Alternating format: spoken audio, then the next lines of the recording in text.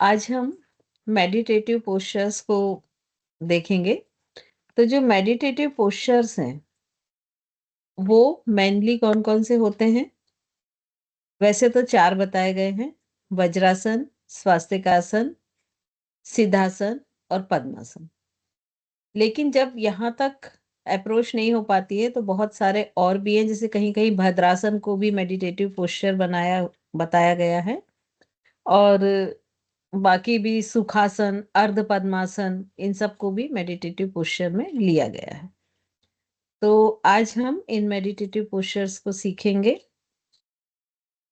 पहले हम थोड़ा-सा देख लेते हैं कि ये कैसे हैं।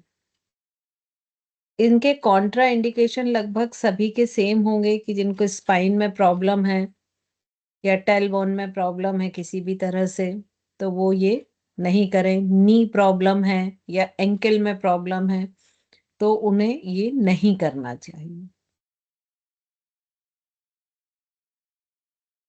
1 मिनट मुझे दीजिए, मैं प्रेज़ेंटेशन शेयर कर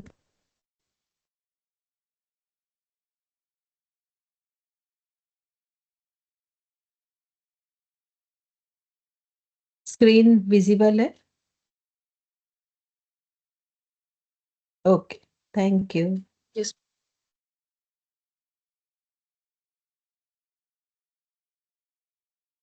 सो मेडिटेटिव पोस्चर्स। तो जो मेडिटेटिव पोस्चर्स हैं, ये मेनली किस काम आएँगे? मेडिटेशन में हम इनको यूज़ करते हैं या उसके अलावा प्राणायाम में भी इनको हम यूज़ करते हैं। अब मेडिटेटिव पोस्चर के लिए सबसे पहला इम्पोर्टेंट है काम कि हमारी जो स्पाइन है, उसको स्ट्रेट रखना। तो आप लोग आसन बिछा के बैठे हैं क्या?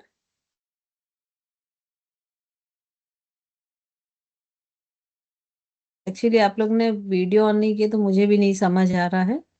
तो इस पिक्चर को पहले एक बार आप लोग ध्यान से देख लें।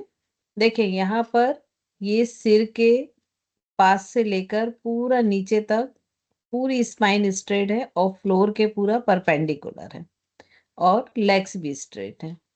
तो सबसे पहले ये जो बेसिक पोजीशन है, ये आपको आना बहुत ज़रूरी है कि कोई भी जब सिटिंग आसन करेंगे तो उसकी बेसिक पोजीशन क्या रहेगी।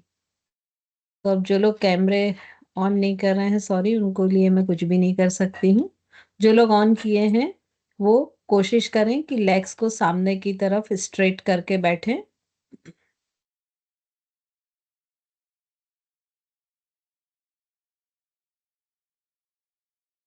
पीछे अभी वॉल से ना टिके, कोशिश करें कि वॉल और आपके बीच में थोड़ा-सा डिस्टेंस हो। रचना दी, मेरे को 3-4 डेज से ऐसे चक्कर आ रहे कंटिन्यूअसली, तो मैं इसको कर सकती हूँ या खाली मैं सुन लूँ इसको? देखिए, आप मत करिए क्योंकि मुझे भी नहीं मालूम आपको चक्कर क्यों आ रहे हैं। लेकिन ये जो चीज़ें हैं, ये बिना करे सुनने से उसका कोई भी इम्पोर्टेंस नहीं है। हुँ, क्योंकि ये फ़ील करके ही आप मतलब आप करके ही फ़ील कर सकते हैं। ठीक है? दोनों पैरों की उंगलियों को आपस में मिला लें, एंकल को मिलाएँ।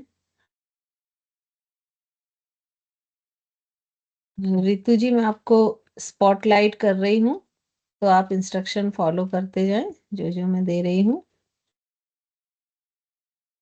यस। अब सभी को ये पिक दिख रहा होगा आई थिंक। तो देखिए, आपको पैर का बड़ा अंगूठा और एड़ी वहां तक सबसे पहले दोनों को मिलाना है।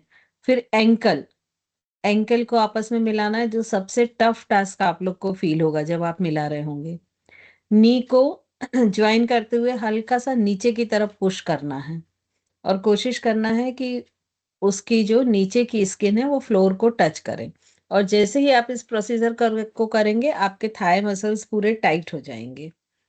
रितु जी, बस थम्स अप करके बताती जाएं आप, है ना? अब आपको अपनी स्पाइन पर जाना है और एक काम और करना है कि जो आपकी पैरों की उंगलियां हैं वो एक लाइन में हो। इसको थोड़ा सा ध्यान दें। थोड़ा सा स्लाइडली तिरछी है तो छोटी उंगली को आप अपनी तरफ खींचे, पैर की छोटी उंगली आप अपनी तरफ खींचें जिससे पैरों की 10 उंगलियां एक स्ट्रेट लाइन में हो जाएं। अब आप स्पाइन पे जाएं, तो देखिए अभी आपको ऐसा लग रहा है कि आपकी स्पाइन एकदम स्ट्रेट है। हम रितु जी को चूंकि मैंने स्पॉटलाइट किया है, तो आप इनको देखें, बताएं इनकी स्पाइन स्ट्रेट है क्या। हम जब भी योग करते हैं तो हम इसी को स्ट्रेट मानते हैं, राइट। लेकिन अभी ध्यान से देखें रितु जी, आप उसी साइड देखें, मेरी साइड ना देखें, सामने। हाँ, देखिए अभी आप रितु जी की देखें, सिर सामने की तरफ झुका हुआ है, दिख रहा है सभी को, चिन डाउन है। तो रितु जी हल्का सा चिन अप करें, ये पोजीशन फर्स्ट। अब चिन को पुश बैक करें, पीछे की तरफ हल्का सा ले जाएं, ये अब इनकी स्ट्रेट पोजीशन हुई। अब देखिए यहाँ पर जो इनकी टेल बोन है वो कर्व है अभी भी, ठीक है। तो इसके लिए रितु जी प्रैक्टिस के लिए दोनों हाथों को कमर के बाजू में फ्लोर पर रखें, साइड में रखें, साइड में, पीछे नहीं, एकदम साइड में। हाँ, अब हल्का सा कमर को ऊपर उठाएं और लेग्स के अपोजिट डायरेक्शन में लेके जाएं, जहां आपका स्विच लगा हुआ है उस डायरेक्शन में स्लाइडली पीछे की ओर लेके जाएं। कमर को उठाएं ऊपर और थोड़ा सा पीछे ले जाएं। कमर कमर पेल्विक को उठाएं पूरा, बटक्स पेल्विक पूरा उठाएं ऊपर जमीन से, अपर बॉडी नहीं मूव करना है। हाँ, अब पीछे की ओर हल्का सा लेके जाएं, अपर बॉडी नहीं, आपके हिप्स को पीछे ले जाएं। ये ये देखिए, अब ये, हाँ, हाथ हटा लें, अब सामने रख लें। ये स्पाइन अभी भी बहुत स्ट्रेट नहीं हुई है ये। शायद आपने यहाँ की स्ट्रेट की तो आपका हेड फिर से मिसअलाइंड हो गया है ना। तो इसको थोड़ा सा आप ट्राई करें, क्योंकि बेसिक पोजीशन जब तक ठीक नहीं होगी तब तक हम मेडिटेटिव पोस्चर में नहीं बैठ पाएंगे। स्वाति जी, मैं आपको स्पॉटलाइट कर रही हूँ ना, आप एक बार करिए।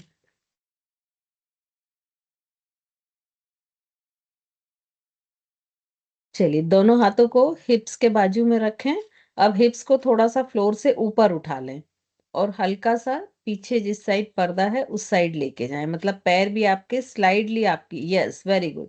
अभी देखिए आपको स्पाइन की पोजीशन में कुछ फर्क नजर आया, टेलबोन आपकी स्ट्रेट हो गई जो कर्व थी, है ना।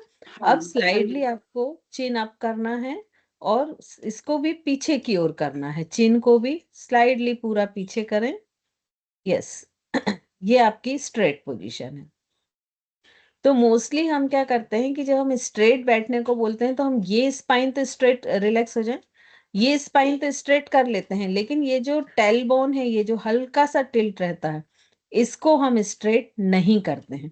और अगर आप इसको स्ट्रेट करते हैं तो मालूम पड़ता है कि आपका हेड वाला पोर्शन सामने बेंड हो गया, ठीक है। तो सबसे पहले आप अपने इसी बॉडी अलाइनमेंट पर काम करें और कोशिश करें कि पूरी तरह से स्ट्रेट बैठने की, क्योंकि मेडिटेटिव पोस्चर में जब हम बैठते हैं तो उसका सबसे पहला रूल ही होता है कि आपकी स्पाइन स्ट्रेट होना चाहिए। प्रीति बिश्नोई जी, मैं आपको स्पॉटलाइट कर रही हूँ। देखिए अभी प्रीति जी बैठी हैं, इनकी पोजीशन बहुत अच्छी है, सिर्फ चिन थोड़ी सी आगे है। स्लाइडली चिन वॉल की तरफ करें, दीवार की तरफ करें चिन को पीछे, यस परफेक्ट, ये पोजीशन एकदम परफेक्ट है। लेकिन अभी देखें ये वॉल के सपोर्ट में बैठी हुई हैं, ठीक है। तो आपको बहुत क्लियर दिखेगा यहाँ जो गैप है वो पूरे स्पाइन में मेंटेन नहीं हो रहा है। देखिए यहाँ गैप मैक्सिमम हो रहा है, ये कम होते होते थोरेसिक पे लगभग बहुत ही कम हो गया है, फिर ये बढ़ता जा रहा है और टेलबोन के पास आके फिर बढ़ गया। तो ये जो पूरा गैप है ये पैरेलल होना चाहिए।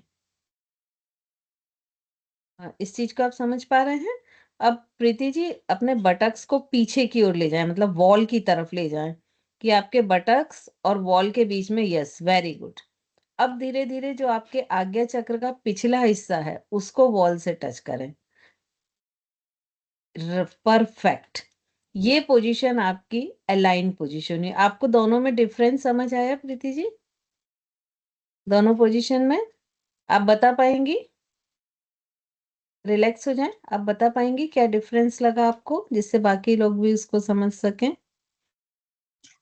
मैम पहले वाले में कमर पे जोर पड़ रहा था, ऐसा लग रहा था हाँ, कमर पे प्रेशर आ रहा है। हाँ और दूसरे वाले में कमर पे कोई प्रेशर नहीं आ रहा था, हाँ स्मूथ था, इजी टू सिट। यस।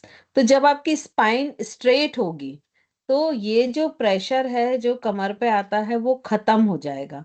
और अगर आप स्पाइन को स्ट्रेट किए बिना मेडिटेटिव पोस्चर में बैठेंगे तो मान लीजिए आपको आधे घंटे का मेडिटेशन करना है। वो पोस्चर तो आप ज्यादातर क्यों ले रहे हैं? मेडिटेशन करने के लिए। तो आधे घंटे तक आपका वो प्रेशर कमर पर बना रहेगा। ठीक है। और थोड़ा सा एक बार मैं नेक को किस तरह से बोल रही, मैं अपने आप को स्पॉटलाइट कर रही हूँ। आप लोग देखें जरा ध्यान से। हो गया सभी का स्पॉटलाइट हो गया? Yes okay. देखिए जब हम बैठ रहे हैं तो हमारी ये चिन हल्की सी डाउन है और ये जो सिर का हिस्सा है ये सामने की तरफ है, क्योंकि ये हमारी डेली रूटीन में यही पोजीशन रहती है। हम कुकिंग करते हैं, हम फोन पे काम करते हैं, हम लिखते हैं, कुछ भी करते हैं तो पोजीशन यही रहती है। तो आपको इसे करना कैसे है, मैं यहाँ पर एक फिंगर रख रही हूँ तो आपको क्लियर समझ आएगा। सबसे पहले तो क्या करना है, इसको अप करना है। ये फिंगर आपको रखना नहीं है, सिर्फ आपको समझ में आए इसलिए मैं आपको बता रही हूँ, है ना। कितना अप करना है कि ये आपका जो लोअर जॉ है ये फ्लोर के पैरेलल आ जाए। ये ऐसा ना हो ये हाइटेड हो गया है, ये फ्लोर के पैरेलल रहे। और जब ये फ्लोर के पैरेलल आ जाता है तो यहाँ पर ध्यान दीजिएगा, चिन को इस तरह से पीछे लेके जाना। ज्यादातर क्या करते हैं जब ये पीछे ले जाते हैं तो ये ऐसे ले जाते हैं, चिन डाउन कर लेते हैं। तो चिन की पोजीशन वही रहे फ्लोर के पैरेलल और धीरे से सिर को पीछे ले जाए। किसको समझ में आया? थम्स अप करें। ओके। तो मुझे लगता है सभी को। नीतू जी आपको समझ आया? क्योंकि ये बेसिक जो आपका सिटिंग है वो परफेक्ट होना जरूरी है, तभी हम आगे मेडिटेटिव पोज में जा सकते हैं। और इसमें क्या होता है कि कई बार हम जैसे स्पाइन पूरी स्ट्रेट कर लेते हैं, मान लीजिए जैसे अभी प्रीति जी ने वॉल के सहारे स्पाइन पूरी स्ट्रेट कर ली थी, तो जब हम लेग्स फैलाते हैं तो वो लेग्स पूरे स्ट्रेट नहीं हो पाते हैं, जिनके मसल्स थोड़े से रिजिड होते हैं, है ना। तो उनको फिर पहले अपने लेग मसल्स पे काम करना होता है और उसके बाद फिर बैठने की कोशिश करनी होती है। आगे बढ़े, ये सभी को क्लियर है? सब ओके चीज ये स्क्रीन। क्लियर क्लियर तो हो गया, लेकिन कई बार ऐसा होता है जैसे अभी आपने बोला कि मेरी बॉडी में कर्व था, हम्म। लेकिन अपने आप को नहीं पता चलता। हमें उसके लग लिए रहा है सबसे कि अच्छा तरीका है कि स्टार्टिंग वॉल का सपोर्ट लेके करें। जैसे अभी प्रीति जी को वॉल का सपोर्ट लेके बिठाया था उस पोजीशन में करें। तो जहां से भी आपके वॉल वॉल से क्या क्या टच होना चाहिए, आपके बटक्स, कि आप अपने कमर के पीछे हाथ डालें तो उसमें गैप ना हो वॉल और आपके कमर के बीच में। दोनों शोल्डर प्लेट, ठीक है। और आज्ञा चक्र के जस्ट पीछे वाला सिर का हिस्सा, ठीक है ना। तो उसमें अगर वो टच नहीं हो रहे हैं तो आप धीरे धीरे कोशिश करें कि वो टच हो। और फिर जब ये टच हो जाते हैं तो पैरों को सामने की तरफ फैला लें, नी को दोनों ज्वाइन करें, दोनों एंकल को ज्वाइन करें, क्योंकि सबसे टफ पार्ट होता है एंकल को ज्वाइन करने का। और फिर हील से लेके बिग टो तक को ऐसे ज्वाइन करें। और मोस्टली जब हम ये करते हैं तो फिंगर जो टोज होते हैं वो हल्के से ऐसे तिरछे हो जाते हैं, तो उनको 180 डिग्री में मेंटेन करने की कोशिश करें। ठीक है। तो स्टार्टिंग में वॉल का सपोर्ट लेके करें। तो आई थिंक ये बेसिक पोजीशन सभी को क्लियर हो गई है। अब हम नेक्स्ट इसमें जाते हैं। अब इसमें देखिए कि जब बैठते हैं, ये जो आपको एक पोजीशन दिख रही है फर्स्ट पिक्चर में, ये पोजीशन आपकी होनी चाहिए। आपके दोनों जो पेल्विक के एंड है वो एक स्ट्रेट लाइन में, और स्पाइन पूरी स्ट्रेट, और दोनों लाइंस एक दूसरे के परपेंडिकुलर। लेकिन मोस्टली हमारा क्या होता है, बॉडी अलाइनमेंट डिस्टर्ब हो जाता है। तो हमारे जो ये पेल्विक के पॉइंट्स होते हैं ये डिस्टर्ब क्यों होता है, क्योंकि हम जब खड़े होते हैं तो मोस्टली एक साइड वजन रख के खड़े होते हैं। तो ये जो पॉइंट्स होते हैं ये स्लाइडली ऐसे ऊपर नीचे हो जाते हैं। अब देखिए यहाँ पर यदि ये लाइन देखें तो ये परपेंडिकुलर नहीं है, ना ही इसके चारों एंगल 90 डिग्री है। तो आपको ये फर्स्ट पिक्चर की जो पोजीशन है, इस पोजीशन पे अपनी स्पाइन को लेकर आना है। ठीक है,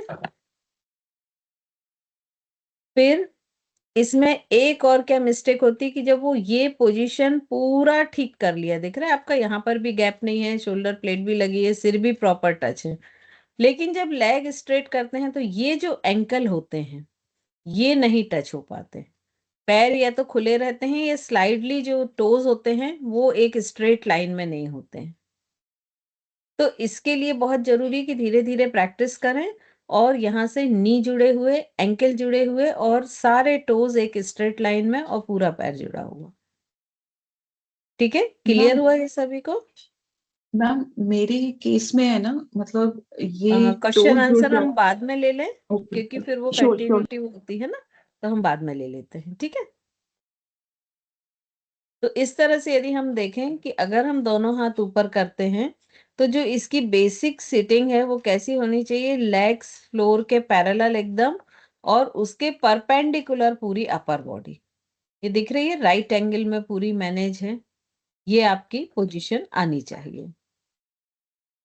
अब हम आते हैं, देखिए यहाँ पर जो मेडिटेटिव पोस्चर है इनका जो मेन इंडिकेशन कॉन्ट्राडिक्शन है वो आपको बता दिए हैं, और जो बेनिफिट है वो सबसे मेन ये है कि सबसे पहले क्वेश्चन ये उठना चाहिए कि मेडिटेशन के लिए यही पोस्चर क्यों, बाकी में क्यों नहीं। तो इसमें देखिए जितने भी ये पोस्चर हैं सभी में क्या हो रहा है कि जो लोअर बॉडी है वो लॉक हो जा रही है। पैरों को इस तरह से पोस्चर या सेट किया गया है कि लोअर बॉडी लॉक हो गई है। अब मेडिटेशन करना मतलब आप ब्रेन पर काम कर रहे हैं, तो क्या होगा कि जैसे ही लोअर बॉडी लॉक होती है तो जो हार्ट है उसका सर्कुलेशन, पंपिंग तो वो उसी स्पीड से कर रहा है, तो उसका सर्कुलेशन जो है ये ऊपर की तरफ बढ़ जाएगा। आप लोग आके बैठ सकते हैं अपने स्क्रीन के पास, फिर ये जो स्क्रीन शेयरिंग खत्म होगी जब प्रैक्टिकल करेंगे तो फिर आप वापस मैट पे चले जाइएगा या जो भी। अब यहाँ पर देखिए ये एक फुल लोटस पूर्ण पद्मासन है जिसमें दोनों पैर मतलब एंकल के आगे वाला हिस्सा थाइस के ऊपर आना चाहिए और ये दोनों लेग क्रॉस में आने चाहिए। ये हाफ पद्मासन है कि एक पैर नीचे एक पैर ऊपर।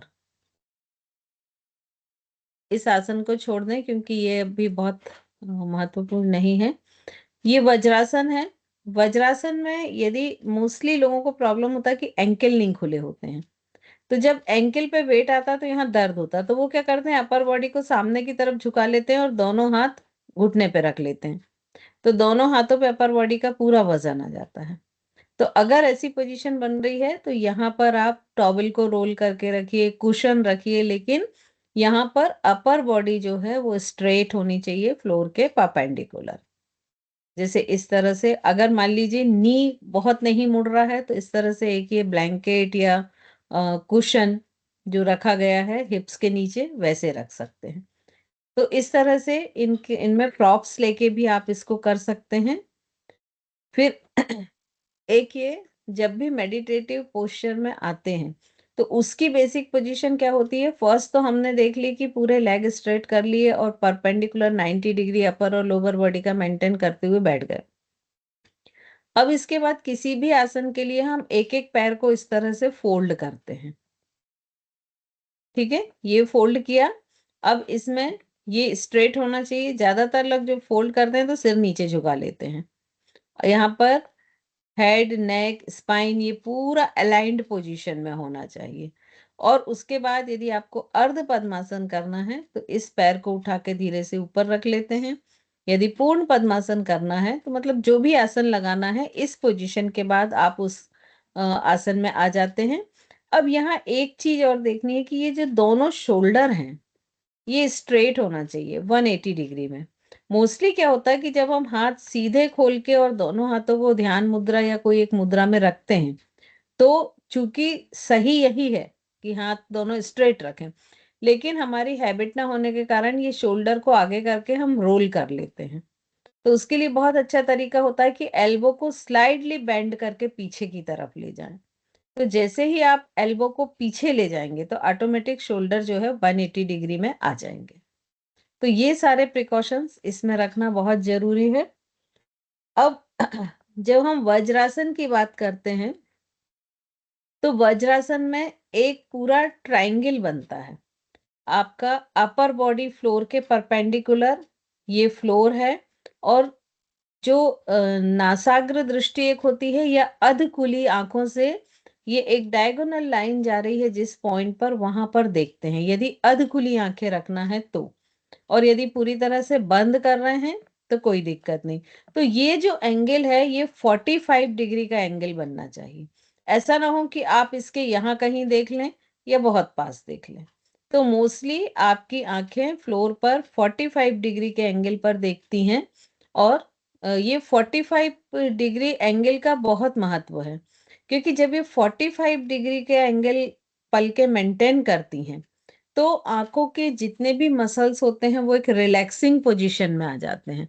और जब रिलैक्सिंग पोजीशन में आ जाते हैं और आप लगातार इस डॉट को देखते रहेंगे तो धीरे धीरे ऑटोमेटिक आंखें बंद होने लगेंगी, आपको करनी नहीं पड़ेंगी। तो ये जो 45 डिग्री और अध खुली आंखें या सेमी ओपन आईज हैं, ये आप किसी भी ध्यानात्मक आसन में इसका यूज कर सकते हैं। फिर सबसे पहले आता है सुखासन। सुखासन सभी को मालूम है, दोनों लोग लेग्स क्रॉस में रहते हैं नीचे की तरफ, मतलब ये पद्मासन के जस्ट अपोजिट वाली पोजीशन है। अब बेसिक पोजीशन सभी में वही है तो उसको हम बार बार रिपीट नहीं कर रहे हैं।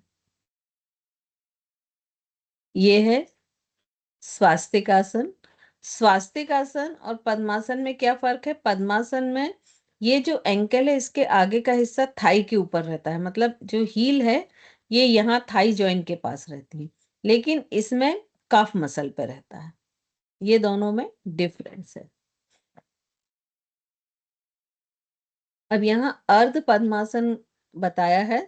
तो अर्ध पद्मासन के लिए देखिए, chin tucked in toward the chest slightly, मतलब इसको हल्का सा ऊपर उठाना है। और क्राउन हेड जो है वो आकाश की तरफ होना चाहिए, क्योंकि यदि आप चिन डाउन कर लें तो आपका क्राउन हेड आकाश की तरफ नहीं ले जाए रहेगा। फिर नेक वो है वो स्ट्रेट होना चाहिए, सामने दृष्टि होना चाहिए। चेस्ट लिफ्ट अप और फॉरवर्ड उठा हुआ होना चाहिए, वो तभी हो सकता है जब आपके शोल्डर स्ट्रेट रहें। यदि आप शोल्डर को डाउन कर लेते हैं तो chest lifting up and forward possible ही नहीं है। जो टोज हैं वो, चूंकि ये अर्ध पद्मासन है तो इसके एंकल के आगे वाला हिस्सा किस पे होना चाहिए? अपोजिट थाई पर होना चाहिए। और पाम्स किसी भी एक मुद्रा में आप रख सकते हैं। नीचे वाला जो पैर है वो अर्थ पर रेस्टिंग पोजीशन में होगा, और इनके जो टोज हैं वो नी के नीचे होंगे जस्ट। तो ये अर्ध पद्मासन है, और इसी को जब हम पूर्ण पद्मासन में जाते हैं तो नीचे वाले पैर को स्लाइडली बाहर निकालते हैं और उसे इसके ऊपर रख लेते हैं। तो इस तरह से वो पूर्ण पद्मासन हो जाता है। पूर्ण पद्मासन में भी एंगल बहुत इंपॉर्टेंट है। आप इस पिक्चर में देखें, ये जो दोनों नी है ये एक लाइन में होना चाहिए। ज्यादातर लोगों का क्या होता है, जो लेग नीचे रहता है उसका नी डाउन होता है, और जो लेग ये ऊपर रहता है इसका नी थोड़ा ऊपर रहता है। तो ये जो स्ट्रेट फ्लोर के पैरेलल लाइन है ये नहीं बनती है, ये पॉइंट ऊपर नीचे होते हैं। फिर जो ऊपर वाले पैर के एंकल के पास से स्ट्रेट लाइन नासिकाग्र पर तक जाते हुए आज्ञा चक्र पर जाएगी, और दोनों साइड दो ट्रायंगल बनेंगे। और सामने यदि अधखुली पलकों से आप 45 डिग्री देख रहे हैं तो 3 ट्रायंगल क्रिएट होते हैं इसमें। तो एक जस्ट पिरामिड के जैसे स्ट्रक्चर हो जाता है, और ऐसा बोला जाता है कि पिरामिड से में एनर्जी का जिस तरह से एक्स्ट्रा एनर्जी रहती है वैसी ही इस समय हमारी बॉडी भी लेने लगती है। तो इसमें ध्यान वही रखना है, हेड स्ट्रेट, बैक स्ट्रेट, दोनों हाथों को नी पर रखना है, क्रॉस लेग रखना है, शोल्डर रिलैक्स लेकिन एक स्ट्रेट लाइन में रहेगी, आईज क्लोज, दोनों हाथ किसी एक मुद्रा में। इसके बाद सिद्धासन। सिद्धासन में क्या करना है कि सबसे पहले दोनों लेग को स्ट्रेट करना है, और ये जो एड़ी है ये इसमें थोड़ा सा गलत है, ये वाला सही है। दोनों पैरों की एड़ी एक के ऊपर एक आएगी, और दोनों के टोस जो हैं वो काफ मसल और थाई के बीच में फंसे हुए रहेंगे, ये सिद्धासन है। वज्रासन हम देख चुके हैं। वज्रासन में पीछे ये टोस ऐसे ना रख के टोस को, बिग टो को क्रॉस में रखना है।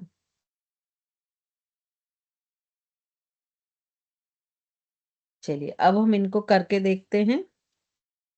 तो मैट पर आ जाएं, बेसिक पोजीशन ले लें, दोनों लेग स्ट्रेट।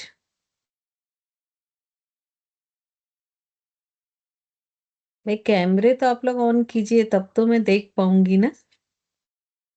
यस, दोनों लेग स्ट्रेट, स्पाइन स्ट्रेट, पैरों को सामने की तरफ सीधा फैला लें। अब सुखासन हम छोड़ देते हैं क्योंकि वो तो सभी को मालूम है, ठीक है।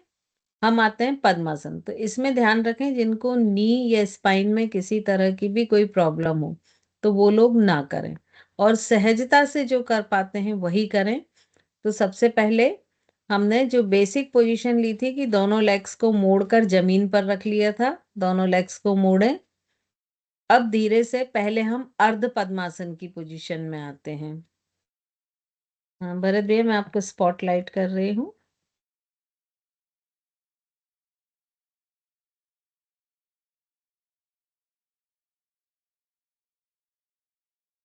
यस, तो ये देखिए ये हो गई अर्ध पद्मासन की पोजीशन, सभी को दिख रही है।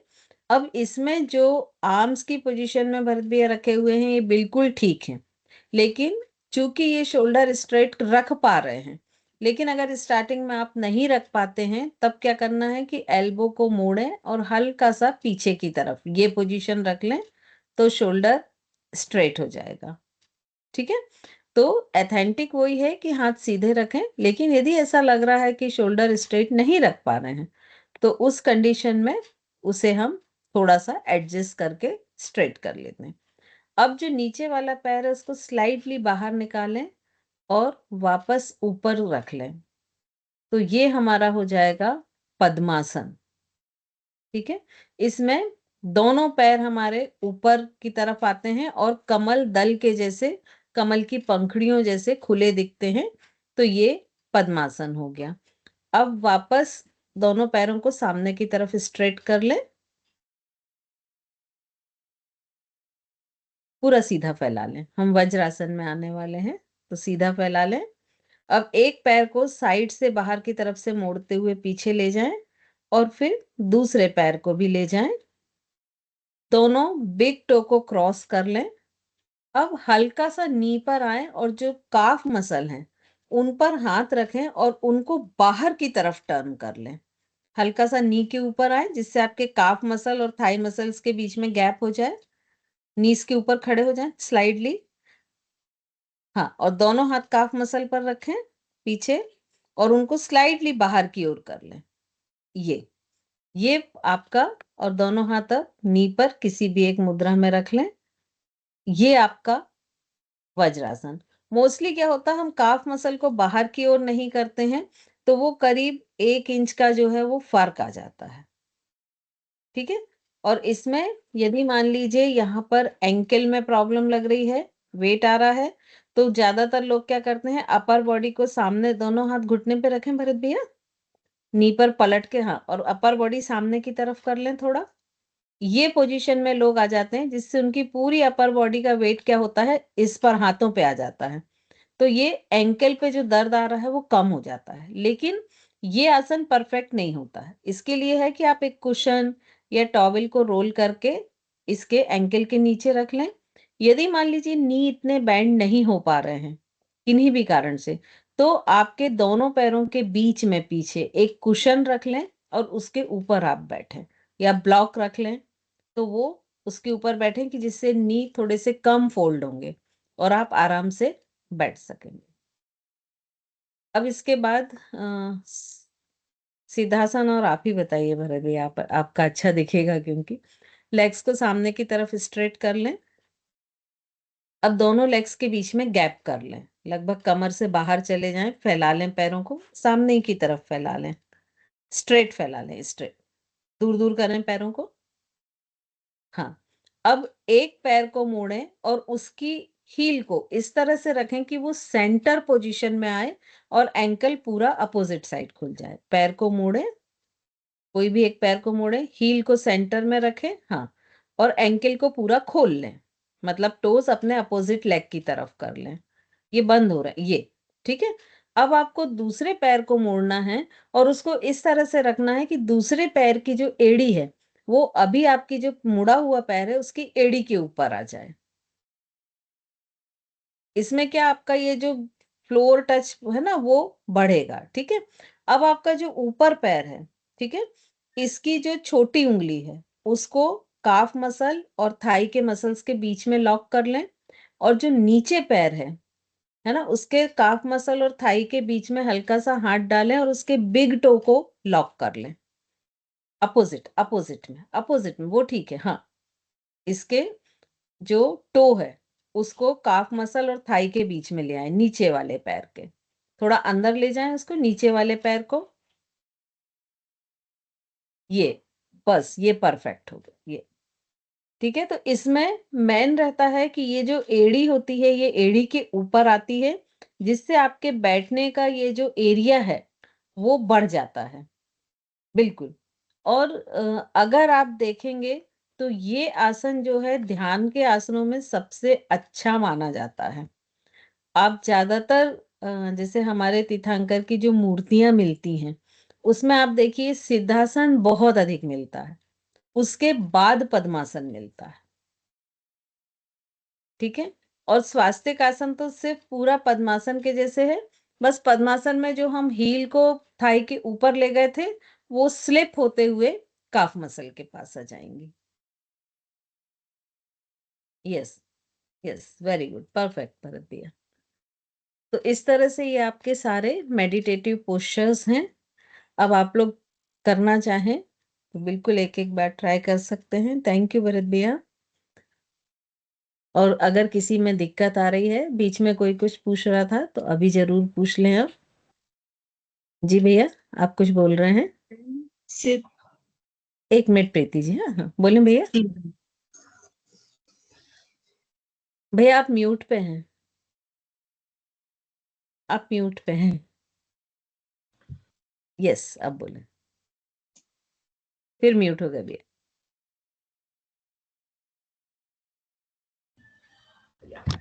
जी, हम लोग को जो कराया है अर्ध पद्मासन जो है पैर कफ मसल्स और थाई के बीच में है।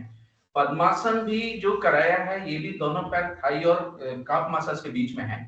ये जो पद्मासन आपने बताया है ये योगी आसन के रूप में बताया गया है, हाँ, ये थोड़ा हमने सा जो वेरिएशन है एक्चुअली। ये जो मेडिटेटिव पोस्चर किए हैं ये हमने हठ योग के अनुसार किए, है ना। हठ योग में जिस तरह से वर्णन मिलता है, क्योंकि अभी हम हठ योग ही पढ़ रहे हैं तो हमको उनके हिसाब से ही आसन करने हैं। तो आप यदि घेरण्य संहिता में इनका वर्णन है तो आप देखेंगे तो ये चारों इसी तरह से दिए हुए हैं। प्रीति जी। जी मैडम जो वज्रासन लगाया है कफ मसल्स अगर हम बाहर ले जा रहे हैं तो फिर बैक जो है दोनों हील के ऊपर ऐसे आना चाहिए कि नहीं? फिर कफ मसल्स जब बाहर जा रहे हैं तो अगर कफ मसल्स अगर मैं बाहर ले जा रहा हूँ तो पीछे दोनों पैरों में गैप आ रहा है फिर। हाँ, एक्चुअली भैया ये एंकल ज्वाइंट कम खुले हुए हैं इसलिए आ रहा है, लेकिन आप जैसे जैसे ये प्रैक्टिस करते जाएंगे ना तो धीरे धीरे ये गैप कम हो जाएगा। ठीक है, आ रहा है, आ रहा है यार, हाँ, धीरे धीरे आ जाएगा। आ रहा है। एक्चुअली जब काफ मसल ऊपर रहते हैं ना तो लगभग आप मान के चलिए कि 1 इंच का फर्क आ जाता है। मतलब आपने काफ मसल बाहर की ओर टर्न कर दी तो आप थोड़ा 1 इंच और नीचे चले गए, नीचे तो बंद उससे क्या रहे। होगा कि एंकल और ज्यादा खुलेगा, नी और ज्यादा बेंड होगा। तो यदि इन दोनों जॉइंट्स में कोई भी प्रॉब्लम है तो फिर थोड़ा सा उसकी, अगर मान लीजिए रिजिड है तो थोड़ी सी उसकी फ्लेक्सिबिलिटी मेंटेन करने के बाद आप इस पर आ जाएंगे। करेक्ट, आ रहा है, सही, थैंक यू। जी, प्रीति जी। यस मैम, जब सिद्धासन लगा रहे हैं, दोनों पैरों को फैलाने के पश्चात एक पैर को हम अपने बीच वाले स्थान पे रखा, दूसरे एंकल को पूरी तरीके से खोला और ये वाले पैर को, दूसरे पैर को ऊपर रखा कि एक एंकल दूसरे एंकल पे आ रही है। इसके छोटी वाली उंगली को एंकल हमने, नहीं, हील एक के हाँ ऊपर एक आएगी। ओके, हील एक के ऊपर एक आ रही है। हाँ, तो मैम मतलब जो ये अंगूठा, आप जो बैठक बना रहे हैं ना, वो उसको आपको चौड़ा करना पड़ेगा थोड़ा और फैलाना पड़ेगा। तो ये क्या, यदि मान लीजिए थाई जॉइंट थोड़ा कम खुला है इन केस, तो फिर ये आसन नहीं लग पाएगा। अभी आपका ठीक आ रहा है, लेकिन आप इसके मैम आगे का जब बताइए। ये अंगूठा ऊपर लेते हैं ना, लॉक हाँ, करते हैं दूसरे पैर का, नीचे वाले पैर का, तो ये वाले पैर की जो ये है टकना है ना, वो पेन करने लगता है हिट करके। इसके लिए बहुत जरूरी है कि आप नीचे थोड़ा कुशनिंग मटेरियल यूज करें, है ना। और सबसे अच्छा है, मैंने शायद पहले भी आप लोग को बोला था कि आजकल जो स्टेयर्ड फोम चलती है ना, जो टेंट वाले एक्स्ट्रा बेड के रूप में देते हैं, वो 1 इंच वाला ले लें। उससे सस्ता आपको दूसरा कोई साधन नहीं मिलेगा कुशनिंग के लिए, उसके ऊपर मैट बिछाएं। क्योंकि प्रॉब्लम क्या होता है कि अभी हमारे सबके जो फ्लोर हैं घरों के, वो सब हार्ड स्टोन के हैं, और वो हार्ड स्टोन के होने के कारण शॉकअप बिल्कुल भी नहीं होता है। और योग करने के लिए बताया गया है कि मिट्टी का फर्श होना चाहिए, गोबर से लिपा हुआ। तो जब वो मिट्टी का होता तो वो ऑटोमेटिक शॉकअप लेता है।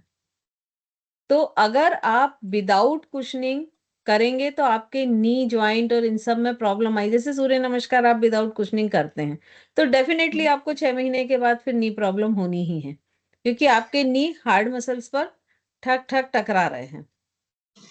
तो हमेशा आपके नीचे कुशनिंग मटेरियल होना कंपलसरी है, इसका ठीक है खास मैम। ध्यान रखें, है ना। तो मैम, जब एक और कुशनिंग चीज रहेगा ना, जी, तो वो दर्द नहीं होगा। हाँ, बोले और क्या ठीक है। है मैम, जो हम बीच वाले स्थान पर अपना ये हील लगाते हैं, तो ये हील क्या हमारे मलाद्वार और जो गुदाद्वार है उसके बीच में आना चाहिए, मोस्टली या मतलब, वेजाइना के पास आती ओके है ना, वेजाइना के पास आती है। ओके, थैंक यू हाँ, मैम। स्वाति जी।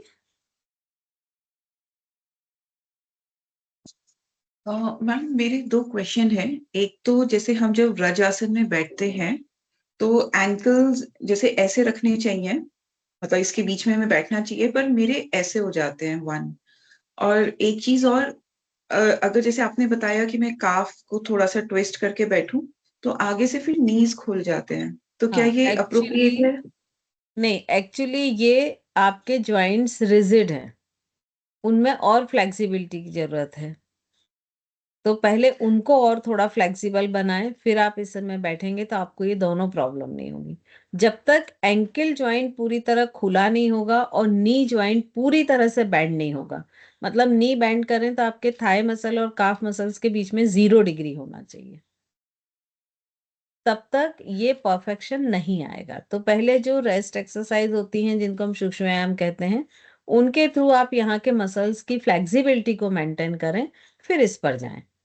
और इसमें आप, जैसे मैंने बताया, प्रॉप्स की हेल्प ले सकते हैं, आप ब्रिक्स ले सकते हैं, टॉवेल ले सकते हैं, ब्लैंकेट ले सकते हैं, पिलो ले सकते हैं, तो उनकी हेल्प लेके कर। और मैम यूजुअली भी जब भी हम व्रजासन में जैसे भी बैठते हैं तो हमेशा नीज हमारे ज्वाइंट होने चाहिए आगे से, बिल्कुल हमेशा। और मैम बिल्कुल। सेकंड क्वेश्चन ये है, जो आपने पैर आगे फैलाने वाला बताया था ना, तो उसमें मेरे नीज ज्वाइंट हो जाते हैं और एंकल तो नहीं होता पर टो ज्वाइन हो जाता है ऐसे, मैं मतलब आपको इंस्टेड ऑफ। वही, जब मैं आपको इंस्ट्रक्शन दे रही थी तभी हमने बोला था कि एंकल ज्वाइन करना टफ टास्क होगा, क्योंकि हम मोस्टली ऐसे, जैसे अगर मान लीजिए ये मेरे एंकल हैं, है ना, तो हम मोस्टली ऐसे करके नी ज्वाइन कर लेते हैं, इनके बीच में एक मेजर गैप रहता है, और अगर हम, और उसी के कारण ये हमारे टोस ऐसे स्लाइडली तिरछे हो जाते हैं। लेकिन यदि हम इसको ज्वाइन करते हैं एंकल को, तो टो ऑटोमेटिक स्ट्रेट होते हैं।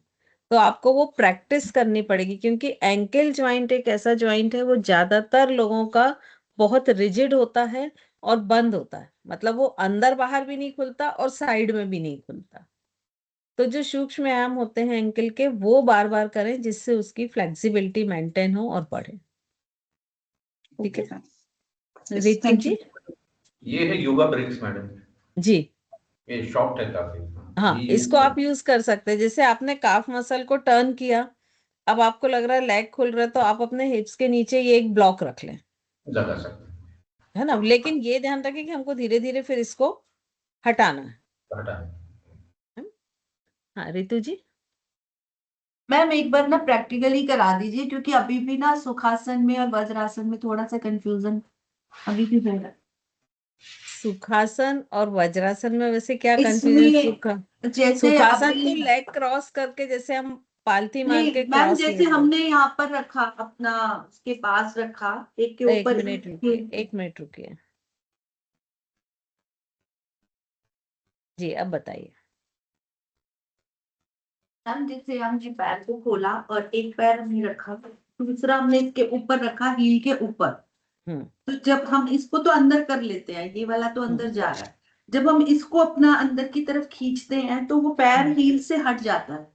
देखिए आप ना ज्यादा खींच रहे हैं, सिर्फ वो इतना फंसाना है कि वो पैर बाहर की तरफ ना आए, उसको ऊपर नहीं खींचना है हमको, सिर्फ एक लॉक पोजीशन करनी है। तो जो हमारा बिग टो होता है उसको हल्का सा आप फंसा लेंगे ना, तो वो नहीं जाएगा।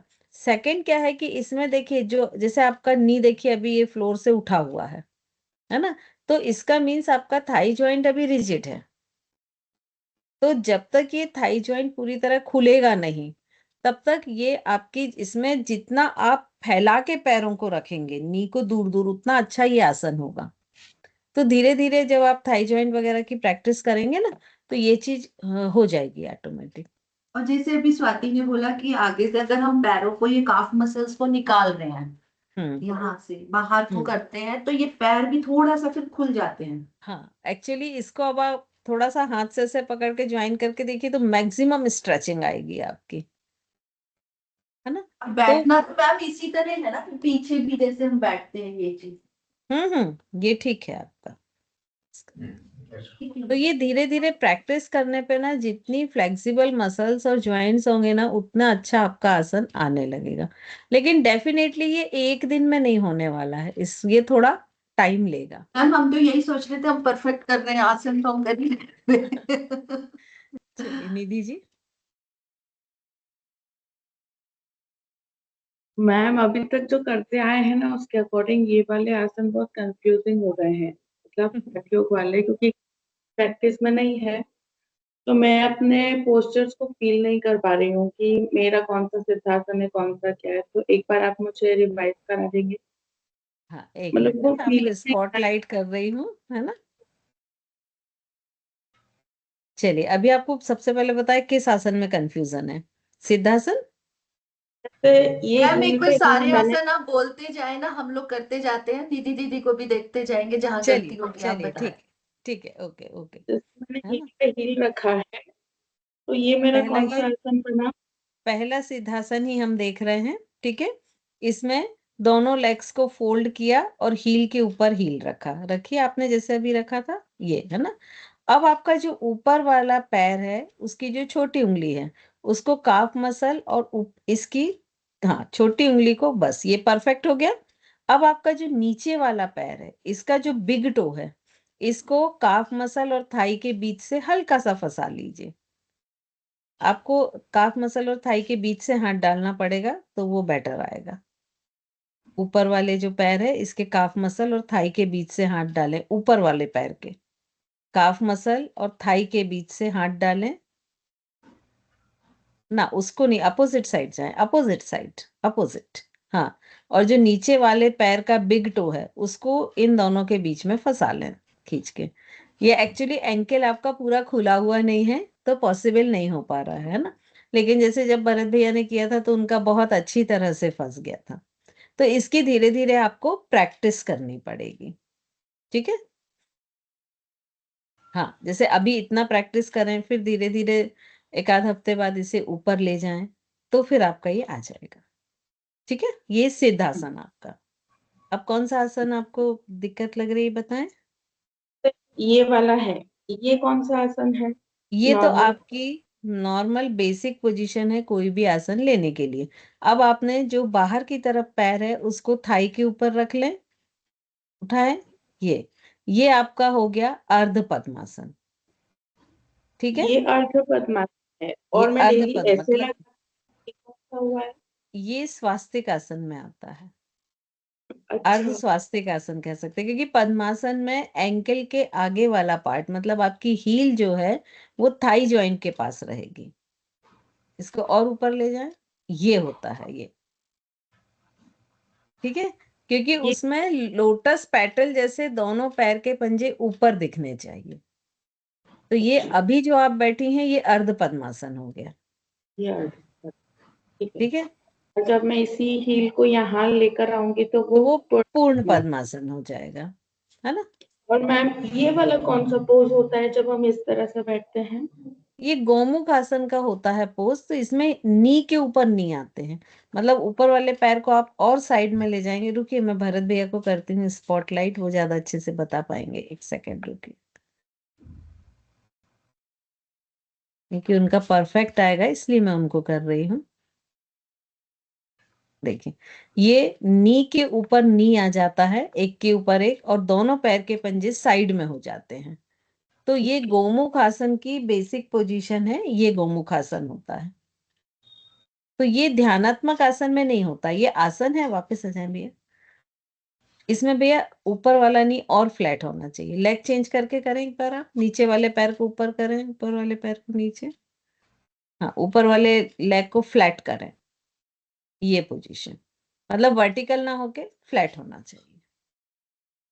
ये जो अभी नी शिफ्ट हो जा रहा है ना थोड़ा सा, तो इसको ट्राई करें कि आप पैर के पंजों को पकड़ें दोनों हाथ से, जिस साइड जो भी पैर का पंजा है टाइट पकड़ें ये। हाँ, और ये अभी गोमुख आसन में नहीं आए, अभी सिर्फ इसको पकड़ें, है ना। तो ये धीरे धीरे ये जो थोड़ा सा डिस्टेंस हो रहा ना, ये भी कम हो जाएगा। सिर्फ पैर के पंजे पकड़ें और पीछे खींच के रखें। तो ये जो बेस पोजीशन है, हाँ गुड, वेरी गुड, ये अब परफेक्ट आया। तो ये आपकी बेस पोजीशन परफेक्ट हो जाएगी। ठीक है, मतलब ब्रेकफास्ट भी किया हुआ है, मुझे मालूम नहीं हाँ था। इसलिए भी हो सकता है, बिल्कुल बिल्कुल, क्योंकि उसका इफेक्ट होता है। तो ये क्लियर हुआ निधि जी, ये लेकिन गोमुख आसन की बेसिक पोजीशन है और इसे ध्यानात्मक आसन में नहीं लेते हैं, मतलब हठ योग के अकॉर्डिंग। वैसे तो ले सकते हैं क्योंकि इसमें भी लॉक हो रहे हैं दोनों पैर, है ना। लेकिन अभी अपन हठ योग के अकॉर्डिंग चल रहे हैं, तो उसमें इसका जिक्र नहीं मिलता। प्राची जी, ये वाला पोज मैंने सारे मुनियों को करते हुए देखा है तो मुझे लगा कोई पोज होता होगा। नहीं, ये जब कॉमन ऐसे बैठते हैं ना, तब ज्यादातर मुनि इसी पोजीशन में बैठते हैं। हाँ हाँ, मैम। मैम एक्चुअली मुझे थोड़ा बैकएक है, कोई मेरे लिए करेगा वज्रासन? पीछे से दिखाइएगा।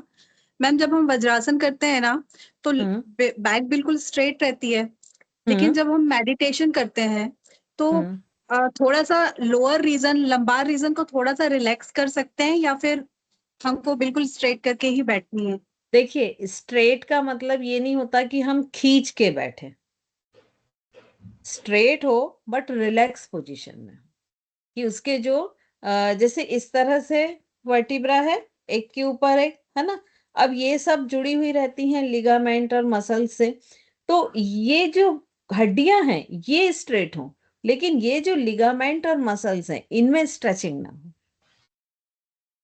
ठीक है, तो ये थोड़ा सा ओके। प्रैक्टिस के बाद आएगा, जब आपकी स्पाइन, जैसे हम मार्जरी आसन करते हैं, सभी ने किया होगा, है ना। तो जब हम मार्जरी आसन करते हैं तो धीरे धीरे हमारी स्पाइन जो है उसमें बहुत अच्छी फ्लेक्सिबिलिटी मैनेज होती है, क्योंकि वो पोस्चर ऐसा है। तो जब करते करते बहुत अच्छी फ्लेक्सिबिलिटी आ जाती है तो आप में ये क्वालिटी डेवलप हो जाएगी। और जब तक ये नहीं होती है तब तक बेटर होता है कि आप वॉल का एक सपोर्ट ले लें, या कोई भी ऐसा स्ट्रेट, जैसे जो भी आपके पास हो स्ट्रेट, कोई वर्टिकल, उसका सपोर्ट लेके करें। तो क्या होगा कि जब आप उसका सपोर्ट लिए रहेंगे ना, तो बैक एक नहीं होगा। अदरवाइज हम हैबिचुअल नहीं होते हैं। अब मान लीजिए मेडिटेशन में आपको 40 मिनट बैठना है, और अगर आपका बैक दर्द कर रहा है, तो आपका तो मेडिटेशन में ध्यान ही नहीं लगेगा ना, आपका तो पूरा ध्यान उस दर्द पर रहेगा, और आपको करेक्ट लगेगा कम में चेंज कर लूं, करेक्ट। है ना। फिर जिसकी जैसे मान लीजिए थोरेसिक बहुत कर्व है, सी शेप है, और उसको हम स्ट्रेट बिठा देंगे सडनली, तो उसके लिए भी वो ठीक नहीं है। तो यदि थोरेसिक बहुत कर्व है तो एक पतला कुशन यूज करें दीवार और अपने पेल्विक के बीच में, और फिर धीरे धीरे उसको हटाएं। तो ये डिफर करता है कि बॉडी मिसअलाइनमेंट्स क्या क्या हैं, उसके अकॉर्डिंग आपको स्टार्टिंग में सपोर्ट लेना है और कंटिन्यू करना है, और धीरे धीरे उन सपोर्ट्स को हटाते जाना है। ओके मैम, मेरा एक और क्वेश्चन है कि जब हम पैर को बिल्कुल स्ट्रेट रख के बैठते हैं, तो आपने बोला कि दोनों नीज, दोनों एंकल्स और दोनों ये जुड़े होने चाहिए, है ना?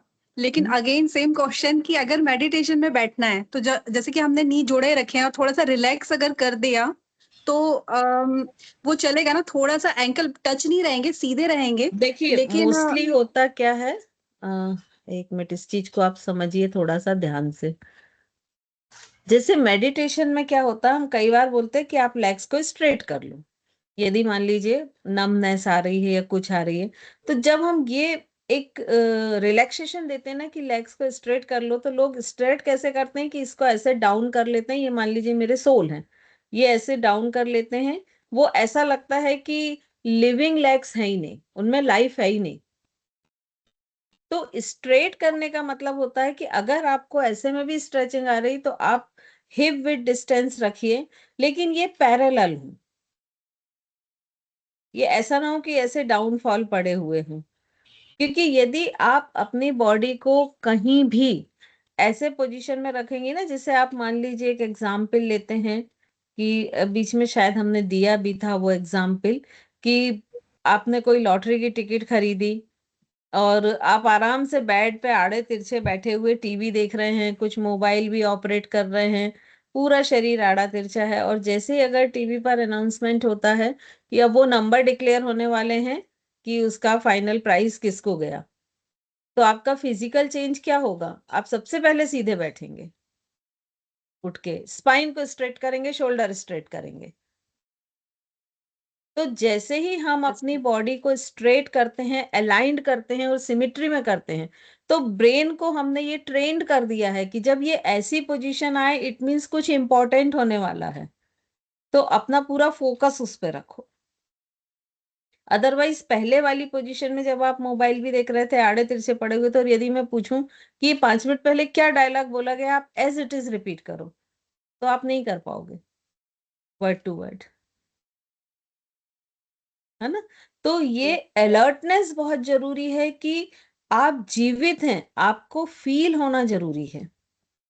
तो लेग्स को आप भले ही डिस्टेंस पे रखें, लेकिन पैरेलल रखें, स्ट्रेट रखें। Okay ma'am. ठीक है। और फिर धीरे धीरे देखिए, जैसे सपोज पहले तो आपका यही पोजीशन था ना, आप इसी में कंफर्टेबल थे, अब धीरे धीरे आपने उसको मिसअलाइन कर दिया है, तो आपको लग रहा है कि आप उसमें कंफर्टेबल हैं। तो वैसे ही जब उसको अलाइंड करेंगे वापस, तब भी थोड़े दिन बाद आपको लगेगा ना कि आप उसमें कंफर्टेबल हो गए हैं, बिल्कुल। लेकिन वो बिल्कुल प्रैक्टिस करनी पड़ेगी आपको। नहीं मैम, एक्चुअली ना अभी ऐसा हो रहा था कि रिलैक्स कर दिया मतलब साइड, क्योंकि हम शवासन में थोड़ा सा ढीला छोड़ देते हैं ना उसको, तो यही सोच के उसको जानबूझ के वैसा ही रख रहे थे मैं। उसके लिए बहुत अच्छा वो होता है कि एक मोटा कुशन दोनों पैरों के बीच में रख के उसको पकड़ ले, कि वो कुशन ऐसा वर्टिकल जैसे कुशन रख लिया, ये जैसे कुशन है वर्टिकल, और ये दोनों लेग्स हैं, और इससे इस कुशन को दबा के रखें, तो आपके लेग्स का डायरेक्शन चेंज नहीं होगा, आपके जो सोल और टोज हैं, है ना? प्रीति जैन जी।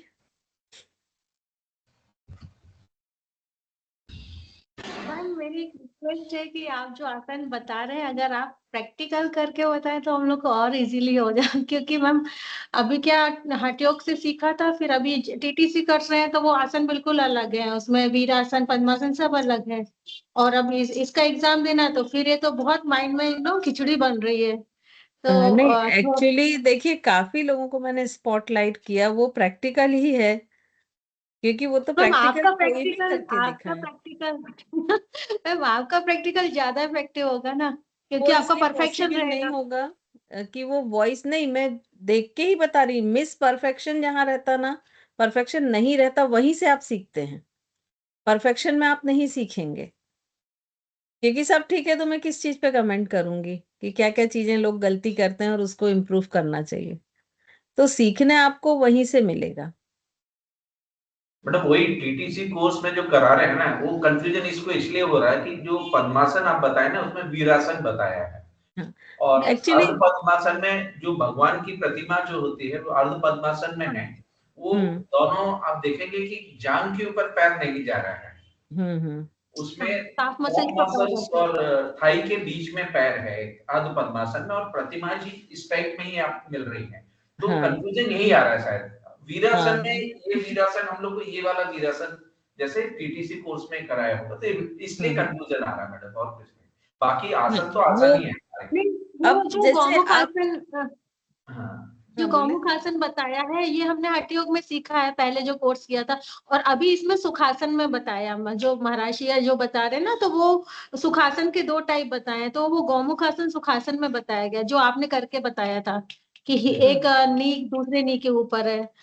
तो थोड़ा सा काफी उस चीज में स्वस्तिक आसन है, सिद्धासन है, देखिए मतलब ये योग में हमेशा से रहा कि आप जितने स्कूल्स को पढ़ेंगे उनका अपना एक पैटर्न होगा। तो आप यहाँ पर ये ध्यान रखिए कि हम हठ योग पढ़ रहे हैं और हमको आंसर उसी में लिखना है ना। और बाद में ये ध्यान रखिए कि हम जिसको करा रहे हैं उसके लिए क्या बेनिफिट है, वो नाम कुछ भी हो। अब मान लीजिए उसका नी ज्वाइंट जो है वो टाइट है, तो अर्ध पद्मासन में वो पैर थाई के ऊपर आ ही नहीं पा रहा है, तो हम क्या करेंगे, उसको स्लिप करके रखवाएंगे, है ना। तो जब अपन एक योग थेरेपिस्ट के पॉइंट ऑफ व्यू से काम करते हैं, तब हम ये नहीं देखते हैं कि ये आसन मतलब ये, हम ये देखते हैं कि हम जिसको करा रहे हैं उसके मसल्स, उसके जो लिगामेंट्स है, उसके जो ज्वाइंट्स हैं, वो क्या अलाउ कर रहे हैं, और वो जो अलाउ नहीं कर रहे हैं तो उससे आगे हमको कैसे उसके, अगर मान लीजिए नी उतने फोल्ड नहीं हो रहे हैं 0 डिग्री तक, तो कैसे उसकी नी की फोल्डिंग स्ट्रेंथ बढ़ानी है ना। तो यहाँ पर व्यू बिल्कुल अलग है, यहाँ पर हम बिल्कुल स्वतंत्र हैं। जैसे डॉक्टर होता ना स्वतंत्र होता, उसको एनी हाउ पेशेंट को ठीक करना है बस। मैम सॉरी जी बोले मैम, गौमुख आसन और जो सुखासन ये प्रीति दीदी ने बोला, उसमें ये थोड़ा सा क्लियर है कि गोमुख आसन में नी के ऊपर नी आता है, और जो गोमुख आसन से रिलेटेड सुखासन है उसमें नी के ऊपर नी नहीं आता, तो वो प्रेशर नहीं पड़ता, इसीलिए उसको सुखासन है। यस हाँ, मैम। वो क्रॉस नहीं, 2 है, सुखासन 1 एंड सुखासन 2, 2 है। मैं प्रीति जी आपको फिर वही बोल रही हूँ कि आप मिक्स मत कीजिए, आप वहां की चीज वहां पढ़िए, यहाँ की चीज यहाँ पढ़िए। क्योंकि देखिए इसका मैं ये नहीं बोल सकती ना कि ये हठ योग में सही है, वहां हम जैन दर्शन के हिसाब से पढ़ रहे हैं, तो हर स्कूल में ये वेरिएशन मिलेंगे। अब आप पतंजलि के हिसाब से पढ़ेंगे तो कुछ और वेरिएशन मिल जाएंगे, है ना। तो ये सब वेरिएशन आपको मिलेंगे और इनको लेके ही आपको चलना पड़ेगा। यस, ठीक है। तो अभी हम ये सोचें कि हमको एग्जाम पॉइंट ऑफ व्यू से जहां पर आंसर करने हैं वहां हमें क्या लिखना है, मैम उसके इसका बाद आप रिकॉर्डिंग फ्री मिल है। जाएगी। हाँ, रिकॉर्डिंग आएगी ना सारी।